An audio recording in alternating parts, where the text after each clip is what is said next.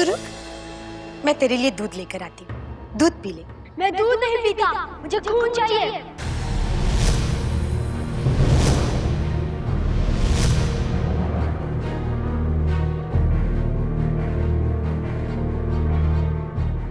राहुल, कैसी बातें कर रहे हो तुम? इतने दिनों बाद तुमने बोलना शुरू किया और वो भी ऐसी अशुभ बातें। नहीं बेटा, ये ठीक नहीं है। जो मुझे चाहिए था मैंने आपको बता दिया। राहुल,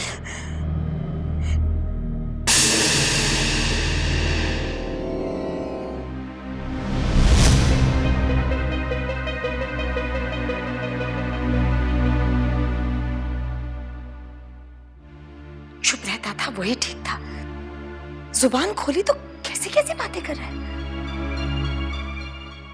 असर हो रहा है इसे अपनी माँ के खून का और अपने बाप की बीमारी का। सुना ना आपने, इसने दूध की जगह खून मांगा।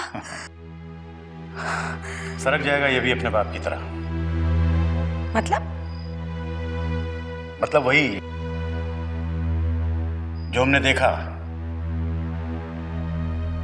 ये अपनी माँ की मौत से टूट गया है और अपने बाप की तरह पागल हो जाएगा। अरे बाप रे, क्या हमारे गले में पागल पड़ गया है? फेंक देंगे इसे भी ले जाकर इसके बाप के पास पागल खाने में। हो सकता है पागलपन का शिकार होकर मर मुरा जाए, फिर तुम्हारी बहन का सारा परिवार खत्म और उसकी जायदाद हमारी। हाँ, अगर ऐसा हुआ तो हमारा रास्ता साफ हो जाएगा और बिना किसी मशक्कत के हमारा काम भी पूरा हो गया, समझो।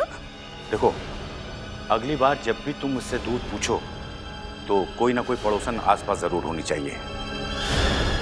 मेरा मतलब यह है कि ये क्या बात करता है लोगों को पता चलना चाहिए। ठीक है, अब मैं ऐसा ही करूंगी। और अगर इसने किसी के सामने ऐसी वैसी कोई बात ही नहीं की तो? ललना के पांव पलना में। 4 दिन इसे और भूखा रखो, फिर ये खुद ब खुद पागलपन की हरकत करने लगेगा। मुझे तो ये भी पागलपन की निशानी लगती है। कभी देखा है किसी को इतना लंबा मातम मनाते हुए? एक बूंद आंसू नहीं रोया है ये बच्चा। माँ मरी है इसकी। हाँ, वैसे सदमे से ऐसे पागलपन की निशानियां तो दिखती हैं लोगों में। शायद ये भी। हाँ, लगता है भगवान ने हमारे ऊपर बड़ी कृपा की है। देखो, इसकी ये हालत सबको देखने दो और बस तुम नाटक करती रहो कि तुम इसकी कितनी फिक्र करती हो। और ये क्या कर रहा है ये लोगों को देखने दो, फिर देखना कि कोई हमारे रास्ते में रोड़े नहीं अटकाएगा। अरे लेकिन इसने कुछ भी नहीं खाया पिया। तुम कह सकते हो ऐसा, मुझे तो फिक्र होती है उसकी। बच्चा है, अगर कुछ हो गया तो खाने के लिए बोला तो मना कर देता है, दूध की जगह खून मांगता है। तो बुरा क्या है? यही तो पहली निशानी है इसके सरकने की। 1-2 बार इसने ऐसी हरकतें और की तो फिर हमें इसे पागल साबित करने की जरूरत ही नहीं रहेगी। लोग बात खुद आकर के कहेंगे कि इसे पागल खाने में भर्ती कर दो। जरा सब्र करो। लेकिन ये अभी बच्चा है। बच्चा है तभी तो इसका दिमागी संतुलन जल्दी बिगड़ेगा। फिर मैं इसे ले जाकर इसके बाप की गोद में डाल दूंगा और इसकी जायदाद पर ऐश करूंगा।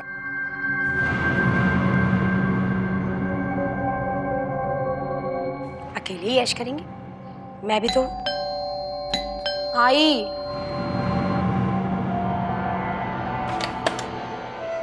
अरे पंडित जी, नमस्ते। आशीर्वाद। आइए ना, बैठिए। मैं अभी इन्हें बुलाती हूँ। जी। बैठिए। अजी सुनिए, पंडित जी आ गए।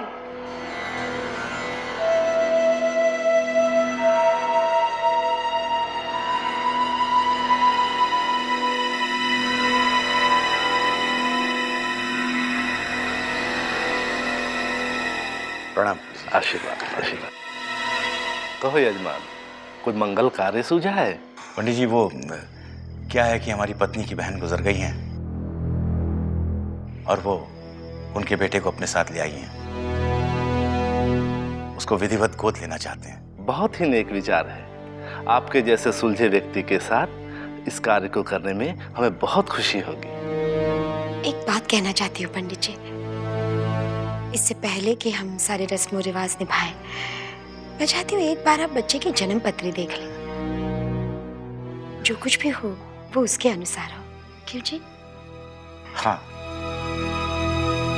हम तो बस बच्चे की भलाई चाहते हैं, हमारे अलावा कोई नहीं है उसका इस दुनिया में। हाँ हाँ, क्यों नहीं बहन, आप उनकी कुंडली लेकर आइए। जी मैं भी आई। पंडित जी, जो भी रस्म होगी वो हम धूमधाम से करना चाहते हैं। आप दक्षिणा की चिंता मत करिएगा, हम मुंह मांगी दक्षिणा देंगे। बस ऐसा कुछ हो कि जिससे बच्चे का भला हो।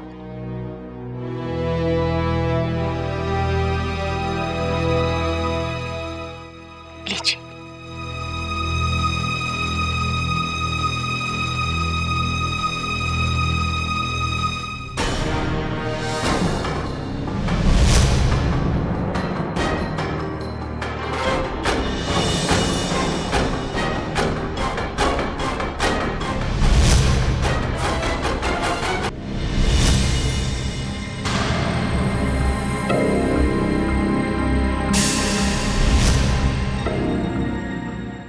घोर अनर्थ है। राम राम राम। बात क्या है पंडित जी? राक्षस, असुर, शैतान की कुंडली है ये अपने साथ आप दोनों की मौत दिलाया है इस घर में। ये क्या कह रहे हैं आप? सत्य कह रहा हूं मैं। जिस घर में ये बच्चा जाएगा उस घर की बर्बादी निश्चित है। मौत ही मौत दिखा रही है ये कुंडली। ये श्रापित है। इसका कोई तो उपाय होगा। शायद इसका उपाय किसी के पास भी नहीं है। मैंने सपने में भी नहीं सोचा था कि ऐसी भी कुंडली मैं देखूंगा। मैंने सुना था कि ऐसी भी कुंडली होती है, लेकिन आज तो अपनी आंखों से देख रहा हूं मैं देखकर स्वयं चकित हूं। कारण क्या है पंडित जी? तुम नहीं समझोगे यजमान। फिर भी यजमान, अक्सर कुंडली में 5 महापुरुषों का योग होता है। मैंने भी कुंडली पढ़ी है। किसी किसी कुंडली में 1, 2, 3 या फिर 5 महापुरुषों का योग होता है। जिस किसी के कुंडली में 5 महापुरुषों का योग होता है वो भगवान का रूप होता है, और इसके विपरीत जो कुंडली होती है वह अच्छी नहीं होती है। और इस बच्चे की कुंडली में तो हर जगह विपरीत योग है। ये शैतान का रूप है, ये मौत का रूप है। इसको अपने पास रखना मौत को दावत देना है। अड़ोस पड़ोस ही नहीं, पूरे वानेर के लिए खतरा है। इसको गोद लेना एक बहुत बड़ी भूल होगी। इसे जहां से लाए हो वहीं छोड़ाओ। खुद तो मरोगे ही, हमें भी मरवाओगे।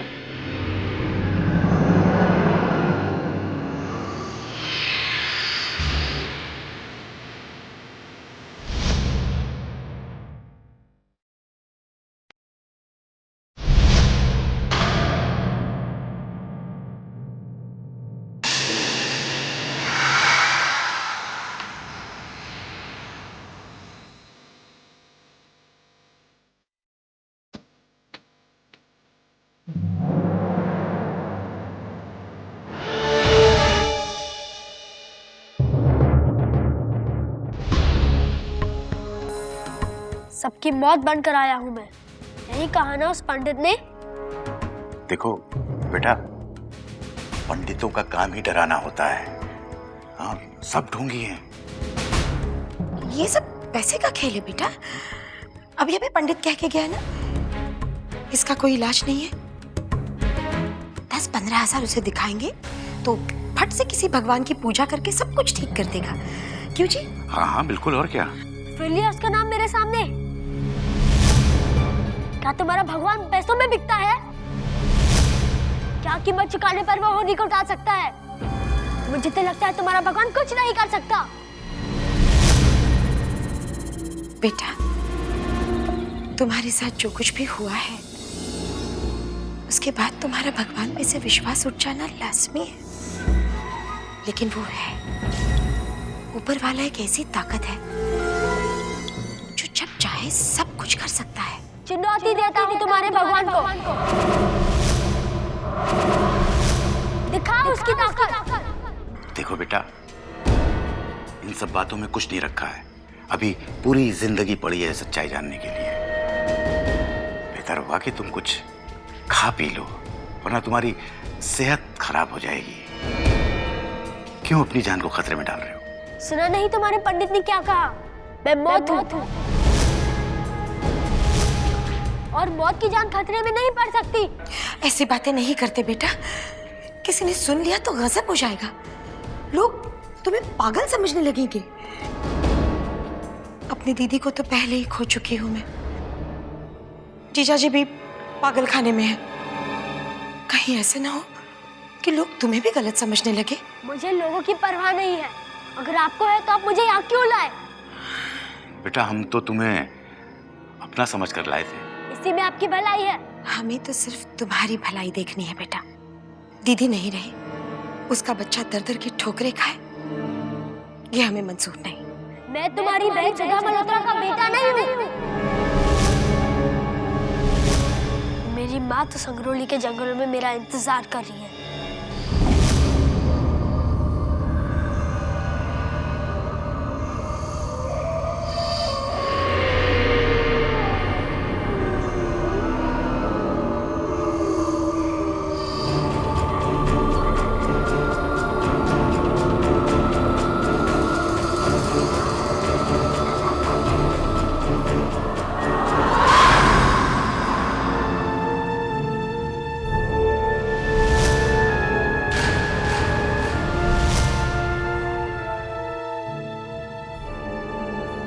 तुम यहाँ बैठो, हम अभी आ रहे हैं। ऑफिसर, ये हम कहाँ आ गए? संगरौली का जंगल। लेकिन ये जगह है कौन सी? मैं माँ की सहायता करना चाहता हूँ। आप गाड़ी में बैठिए, मैं 2 मिनट में आ रहा हूँ। आओ।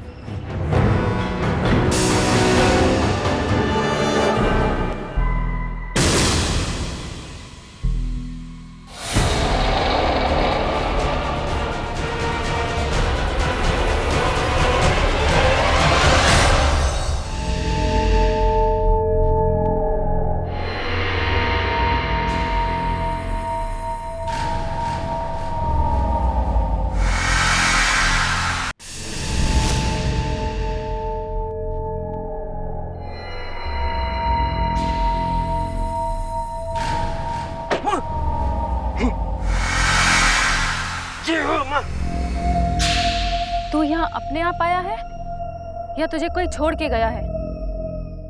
और शेलू कहाँ है? शेलू नहीं आया अम्मा, लेकिन मैंने रात को फैसला कर लिया था कि मैं यहाँ पर आके आपकी सहायता करूँगा, आपका साथ दूंगा अम्मा। ठीक है, चलो मेरे साथ।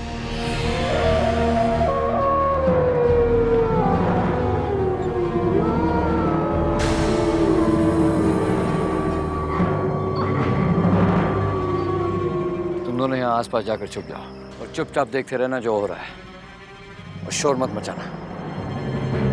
और जब तक मैं न कहूँ कोई बाहर नहीं निकलेगा। जाओ।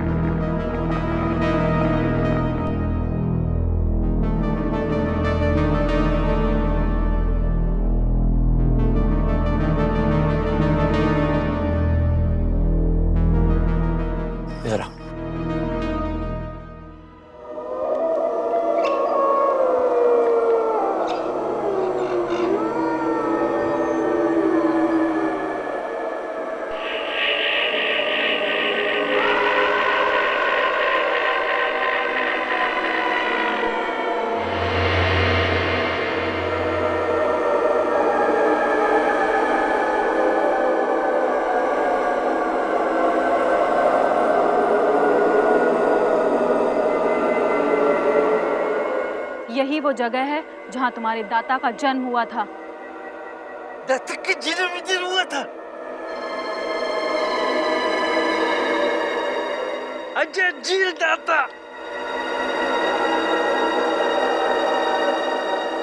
माँ, लेकिन दाता आपको छोड़कर क्यों चले गए? वो मुझे छोड़कर नहीं गए थे। इस इंसानी दुनिया के लोगों ने उसे मुझसे छीन लिया था। मेरे साथ बहुत बड़ा धोखा हुआ था। मैं उन्हें जिंदा नहीं छोड़ूंगी। हाँ? उन लोगों ने धोखे से आपके बच्चे को लेकर चले गए। लानत है ऐसे लोगों पे।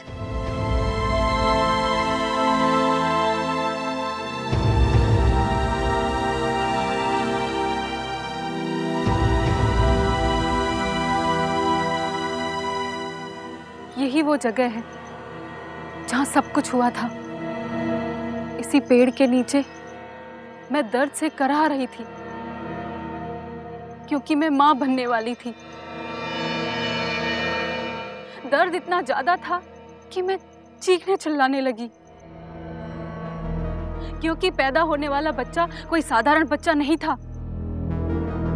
एक भेड़िए के खून से सबसे बड़ी ताकत जन्म लेने वाली थी। उस गाड़ी में एक पुरुष और एक महिला थी।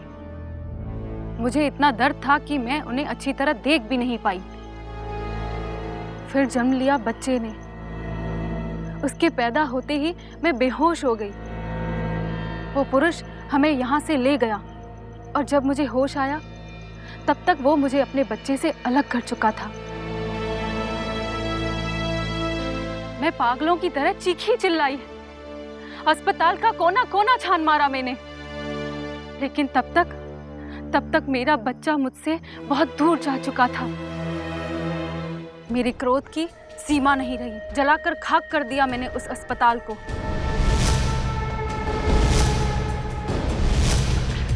ताकि वो जान सके कि वो इंसान का बच्चा नहीं है। छोड़ जाए उसे यहाँ। तब से मैं अपने बच्चे को रोती चीखती चिल्लाती ढूंढती रहती हूँ। पूरे जंगल को छानती हूँ कि शायद मेरा बच्चा मुझे वापस मिल जाए, लेकिन वो मुझे नहीं मिलता। लेकिन मैं चुप नहीं बैठूंगी।